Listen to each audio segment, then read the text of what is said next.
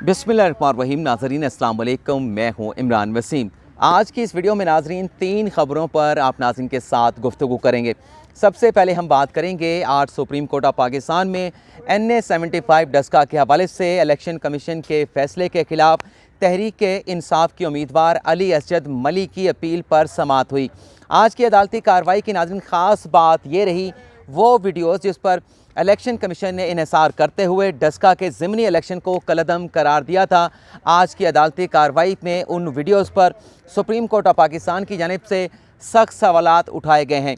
आज की अदालती कार्रवाई में 3 रुकनी बेंच के जजेस में स्प्लिट भी देखने को मिला है।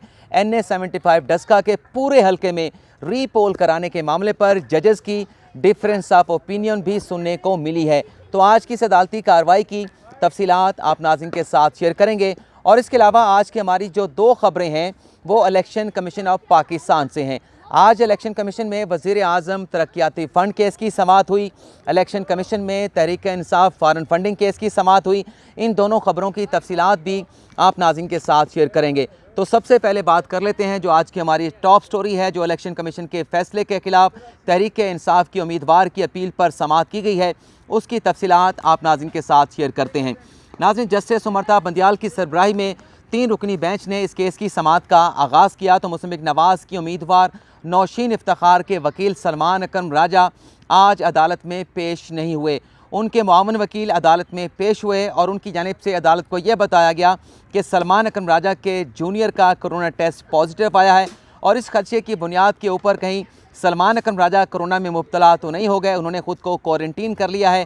आज सलमान अकरम राजा अपना कोरोना टेस्ट कराएंगे और अदालत से इस्तदा की गई मुआवन वकील की जानिब से कि इस केस की समाअत को चंद रोज़ के लिए मुलतवी कर दिया जाए, जिस पर जस्टिस उमरता बंदियाल की जानिब से ये कहा गया कि अगर ये सूरत हाल है तो फिर आज अदालती कार्रवाई को आगे नहीं बढ़ाया जा सकता। अदालती कार्रवाई को आगे बढ़ाने के लिए दूसरी जानिब के वकला का यानी सलमान अकरम राजा को सुनना भी ज़रूरी है। जस्टिस उमरता बंदियाल ने यह भी कहा कि शायद सुप्रीम कोर्ट में इस मुकदमे की वजह से इलेक्शन कमीशन की जानिब से जो पोलिंग की डेट थी 18 मार्च की, उसे बढ़ाकर अब 10 मार्च कर दिया गया है, जिस पर इलेक्शन कमीशन के वकील ने अदालत को यह बताया कि जो पोलिंग की तारीख में तौसी की गई है, दरअसल हुकूमत पंजाब की जानिब से एक दरख्वास्त की गई थी जिसमें होम डिपार्टमेंट की रिपोर्ट को शामिल किया गया था, जिसमें यह बताया गया था कि हल्के में अमन व अमान की जो सूरत हाल है वो अभी भी नॉर्मल नहीं हुई। तो इस खदशे की बुनियाद के ऊपर हुकूमत पंजाब की दरख्वास्त पर पोलिंग की जो 18 मार्च की तारीख है उसे बढ़ाकर 10 मार्च कर दिया गया है, जिस पर जस्टिस उमरता बंदियाल ने यह जवाब दिया कि हल्के में पोलिंग तो होनी है। अदालत के सामने 2 सवाल हैं कि आया कि NA-75 डस्का के पूरे हल्के में रीपोल होना है या फिर हल्के के महदूद पोलिंग स्टेशन के ऊपर रीपोलिंग कराई जाएगी, जिस पर जो तहरीक इंसाफ के उम्मीदवार के जो वकील हैं शहजाद शौकत, उनकी जानिब से अदालत से ये इस्तदा की गई कि अगर आज की अदालती कार्रवाई को मुलतवी किया जा रहा है तो हमारी अदालत से ये रिक्वेस्ट है कि इलेक्शन कमीशन के फ़ैसले को फ़ौरी तौर पे सस्पेंड कर दिया जाए, जिस पर जस्टिस उमरता बंदियाल ने यह जवाब दिया कि इलेक्शन कमीशन हमारे लिए काबिल एहतराम है। इलेक्शन कमीशन जो है एक आइनी इदारा है और ऐसे जो है हम इलेक्शन कमीशन के फ़ैसले को सस्पेंड नहीं करेंगे। लेकिन फिर जस्टिस उमरता बंदियाल की जानिब से कहा गया कि ठीक है, आप अपने दलाइल भी दें और जो इलेक्शन कमीशन की जानिब से जवाब जमा कराया गया है NA-75 डस्का में दोबारा रीपोल कराने के हवाले से उस जवाब को भी पढ़ें। इसके बाद शहजाद शौकत जो कि अली असद मली के वकील हैं, उन्होंने अपने दलाइल का आगाज़ किया। इलेक्शन कमीशन का जो जवाब जो है वो सुप्रीम कोर्ट में जमा कराया गया था वो भी अदालत में पढ़ कर सुनाया। शहजाद शौकत ने अपने दलाइल में ये कहा कि इलेक्शन कमीशन ने डस्का में वायलेंस की बुनियाद के ऊपर जो है वो ज़िमनी इलेक्शन को कलअदम करार दिया और पूरे हल्के में रीपोल कराने का हुक्म दे दिया। शहजाद शौकत का ये कहना था कि इलेक्शन कमीशन की जानिब से हल्के के जो कंटेस्टेंट कैंडिडेट थे उन्हें जो नोटिस जारी किया गया था वो सिर्फ 23 पोलिंग स्टेशन के जो रिज़ल्ट थे उनकी तस्दीक के लिए नोटिस जारी किया था। लेकिन जब इलेक्शन कमीशन में हेयरिंग हुई तो इलेक्शन कमीशन ने वीडियोज़ की बुनियाद के ऊपर और वायलेंस की बुनियाद के ऊपर जो है पूरे हल्के में रीपोल कराने का हुक्म दे दिया, जबकि इलेक्शन कमीशन की जानिब से इस मामले पर किसी किस्म की कोई इंक्वायरी जो है वो इन डेप्थ इंक्वायरी नहीं कराई गई और DRO की रिपोर्ट में इंतज़ामिया पर किसी किस्म की गफलत का इल्ज़ाम नहीं लगाया गया, जिस पर जस्टिस उमरता बंदियाल ने यह कहा कि इलेक्शन कमीशन ने NA-75 डस्का के हवाले से जो फैसला दिया है उसमें बहुत सारी इर्रेगुलरिटीज़ की निशानदेही की गई है और इलेक्शन कमीशन के फैसले में यह भी कहा गया है कि पुलिस की अदम मौजूद की वजह से काफ़ी ऐसे पोलिंग स्टेशन थे जहाँ पर वायलेंस पैदा हुआ, जहाँ पर लोगों के दरमियान जो है वो झगड़ा हुआ, तसादम हुआ और 2 लोग जो है वो जान बहक भी हुए, जिस पर शहजाद शौकत का ये कहना था कि इलेक्शन कमीशन ने 25 फरवरी को मुख्तसर फैसला सुनाया और मुख्तसर फैसला सुनाने का जो अख्तियार है वो आला अदालतों के पास है। हाई कोर्ट मुख्तसर फैसला सुना सकती है, सुप्रीम कोर्ट मुख्तसर फैसला सुना सकती है, इलेक्शन कमीशन के पास ऐसा कोई अख्तियार नहीं है जिससे इंडोर्स किया गया जस्टिस काजी अमीन की जानिब से। लेकिन जस्टिस काजी अमीन का ये कहना था कि इलेक्शन कमीशन की बुनियादी जिम्मेदारी है कि वो साफ शफाफ इंतखाबात कराएं और जितनी भी मुतल्लिका अथॉरिटीज़ थी उनकी जिम्मेदारी थी कि वो इलेक्शन कमीशन के साथ तावन करते, लेकिन इलेक्शन कमीशन के साथ जो है वो तावन नहीं किया गया। और जो बाज़ पोलिंग स्टेशन के ऊपर वायलेंस हुआ, जो वहाँ पर फायरिंग की गई, जो वहाँ पर तशद्दुद के वाक़यात देखने में आए, तो इसका असर जो है वो पूरे हल्के की आवाम पर पड़ा। पूरे हल्के के जो वोटर्स हैं उससे मुतासर हुए, पूरे हल्के के वोटों में खौफ व हिरास जो है वो पैदा हुआ। इसके बाद जस्टिस उमरता बंदियाल ने ये सवाल उठाया कि हमें यह बताया जाए कि नेशनल असम्बली के एक हल्के पर कितने अखराजात आते हैं, क्योंकि पाकिस्तान एक गरीब मुल्क है। आइंदा समात पर इलेक्शन कमीशन ये भी बताए कि कितने अखराजात से कितने पैसे खर्च करके कौमी असम्बली के एक हल्के का इलेक्शन कराया जाता है। इसके बाद जो वकील हैं शहजाद शौकत अली असद मलिक, उन्होंने ये बताया कि कोई ऐसा वाक़या पेश नहीं आया, DRO या RO की रिपोर्ट में ऐसा कोई वाक़या रिपोर्ट नहीं किया गया कि किसी पोलिंग स्टेशन पर फायरिंग की वजह से पूरा दिन जो है वो पोलिंग रुकी रही, वहाँ पर पोलिंग ना हो सकी, वोटर्स को वोट डालने नहीं दिए गए।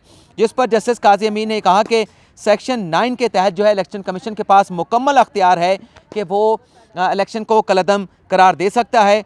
और उन्होंने ये भी कहा कि अगर मुझे पता चल जाए कि मेरे हल्के में फायरिंग हो रही है तो मैं तो कम अज़ कम जो है ऐसे हल्के में वोट डालने के लिए नहीं जाऊँगा।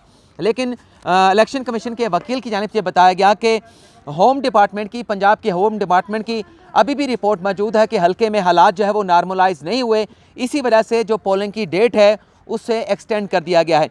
लेकिन इसके आगे सवाल उठाया गया जस्टिस मज़ाहिर अली नकवी की जानिब से कि क्या इलेक्शन कमीशन ने वीडियोस जो पेश की गई थी मुसम्मिक नवाज़ की जानिब से, उन वीडियोस को देखकर फैसला किया? क्या व्हाट्सएप पैगाम के ऊपर जो है वो इलेक्शन कमीशन की जानिब से पूरे हल्के में रीपोल कराने का हुक्म दिया गया है?